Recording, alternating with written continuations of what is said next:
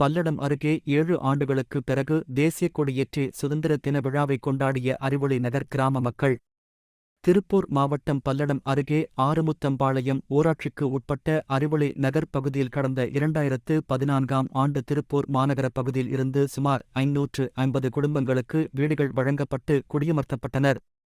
குடியமர்த்தப்பட்ட நாளிலிருந்து இப்பகுதி மக்களின் அடிப்படை தேவைகளை அரசு நிறைவேற்றவில்லை எனக் கூறி சுதந்திர தின விழா, குடியரசு தின விழா என பொது விழாக்களை இப்பகுதி மக்கள் புறக்கணித்து வந்த நிலையில் இந்த ஆண்டு சாதி மத வேறுபாடுகளை கடந்து அப்பகுதி குடியிருப்பு வாசிகள் அனைவரும் ஒன்றிணைந்து தேசிய கொடியினை ஏற்றி மரியாதை செலுத்தி சுதந்திர தின விழாவை கொண்டாடினர்.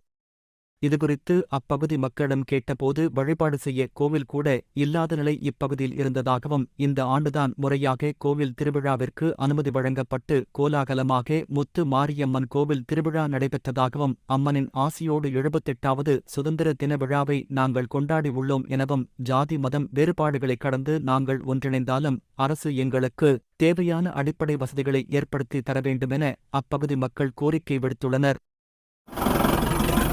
அறிவொளி நகரில் இந்த கவர்மெண்ட் கொடுத்த அடுக்குமாடி குடியிருப்பு வீட்டில் 544 வீடு இங்கே இருக்குதுங்க. இந்த 544 வீடுகளையும் பல இனத்தைச் சேர்ந்த பல ஜாதிகளைச் சேர்ந்த பொதுமக்கள் இங்கே ஒற்றுமையாக நாங்கள் வாழ்ந்துக்கிட்டு இருக்கோம்.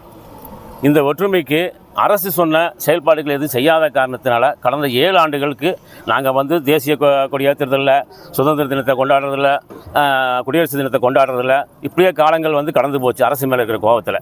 இன்றைக்கி அந்த கோபத்தை தீர்க்கக்கூடிய விஷயமா அறிவொளி நகரில் எங்களுக்கு நடைபெற்ற முத்துமாரியம்மன் கோவிலுடைய நிலைப்பாடு இங்கே எங்களுக்கு ஒரு ஆசீர்வாதம் கொடுத்துருக்கிற காரணத்தினால இந்த ஆண்டு நாங்கள் தொடர்ச்சியாக அனைத்து மக்களுடைய ஒற்றுமையோட, அனைத்து இனம் ஜாதி மத இனம் பாராமல் ஒற்றுமையோடு நாங்கள் இன்றைக்கி வாழ்ந்துட்டுருக்கோம். இந்த மக்களின் சார்பாக தான் இன்றைக்கி 78வது சுதந்திர தின கொடியை மிக அருமையாக ஏற்றி மிக அருமையாக நாங்கள் ஒற்றுமையோடு கொண்டாடி இருக்கிறோம்.